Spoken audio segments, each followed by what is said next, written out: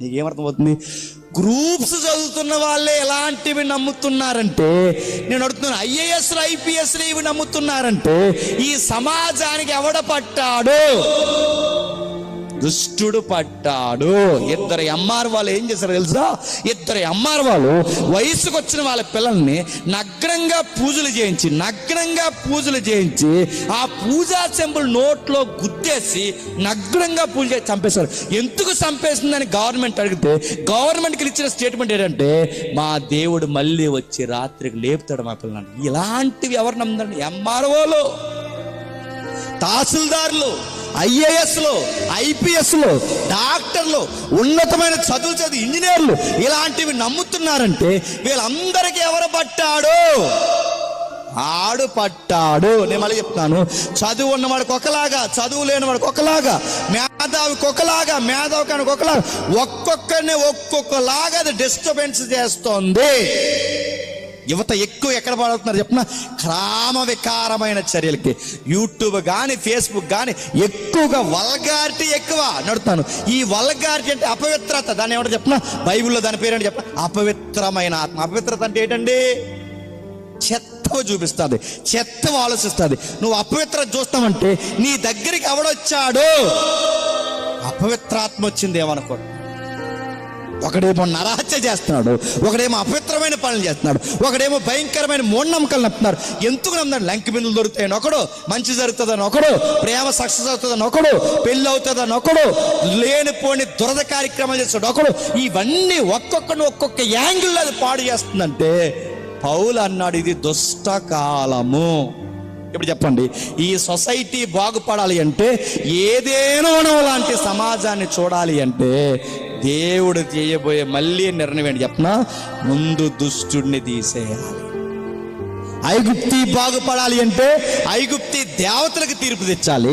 ఈ సమాజం బాగుపడాలి అంటే చెప్పండి, ఈ సమాజానికి పట్టిన దుష్టుని తీశాడు. అంటే రెండవ రాకడ రాబోతుంది.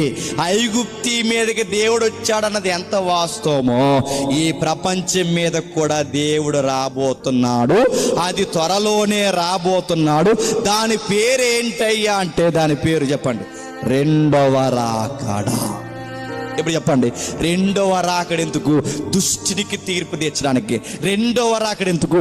దుష్టులు చేసిన వాని క్రియ చొప్పున ప్రతి వానికి ప్రతిదండన చేయడానికి. నువ్వు మంచి చేసినా చెడు చేసినా ప్రతి కార్యానికి తీర్పు తెచ్చడానికి, దుష్టుని నమ్మిన వారికి, దుర్మార్గమైన కార్యాలు చేసిన వారికి అందరికీ తీర్పు తెచ్చడానికి దేవుడు త్వరలో రాబోతున్నాడు. ప్రతి వానికి ప్రతిదండన చేయబోతున్నాడు. అంటే ఆయన రావడం పక్కా.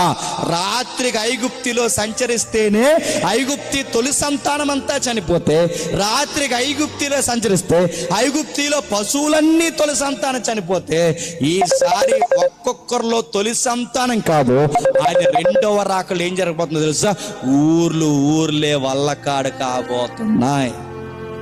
శవాల గుట్టలు, పీనుగులు పోగవుతాయి, గెద్దలు పోగవుతాయి, మరణ సంకేతం ఎక్కువైపోద్ది, నీటి అద్దడి మారిపోద్ది, ఖగోళం కదలికలు మారిపోతాయి, పంటల కదలికలు మారిపోతాయి, జీవన వ్యవస్థ కరువైపోతుంది, కొత్త రోగాలు, వ్యాధులు, ఇబ్బందులు ఇవన్నీ జరుగుతుంటే ఇది ఎవడు గుర్తుపట్టినా గుర్తుపట్టకపోయినా సంగమా నువ్వు గుర్తుపట్టాలి.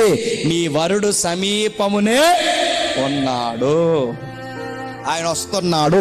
ఇది బయట అడిగితే వీడు గ్లోబల్ వార్మింగ్ అనుకుంటాడు, వీడు బయట పసిఫిక్ లో పాము అనుకుంటాడు, వీడు బయట లేదు ఆస్ట్రాయ్ వస్తుంది అనుకుంటా. కానీ ఈ ప్రపంచం ఆస్ట్రాయ్ వలన, పాము వలన, గ్లోబల్ వార్మింగ్ వలన, లేదా కలుషిత వాతావరణం వలన ఈ ప్రపంచం అంతమవుతుంది. కానీ ఈ వార్నింగ్లన్నీ ఎవరు వస్తున్నారని వార్నింగ్ ఇస్తున్నాయంటే నీ వరుడు వస్తున్నాడని వార్నింగ్ ఇస్తున్నాయి.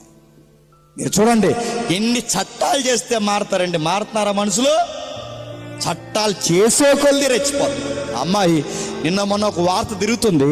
ఆ అమ్మాయి మీరు చూడండి, మెడికల్ చదివించి భారీగా చూసుకుని ఎంతో బాగా చూసుకుంటే అక్రమ సంబంధానికి తన భర్త అడ్డొస్తున్నాడని బాత్రూమ్ కడిగే ఆర్పిక్, పెనాయిల్ లాంటి ఆర్పిక్ ఉంటుంది చూసారా, ఆ ఆర్పిక్ ఎంటీ నీటిలోకి తీసుకుని ఆమె నేర్చుకున్న ఆ మెడికల్ విద్యలో నిద్రపోయే టైంలో ఆడికి నరాలకి ఆ ఇంజక్షన్ ఇచ్చేసింది.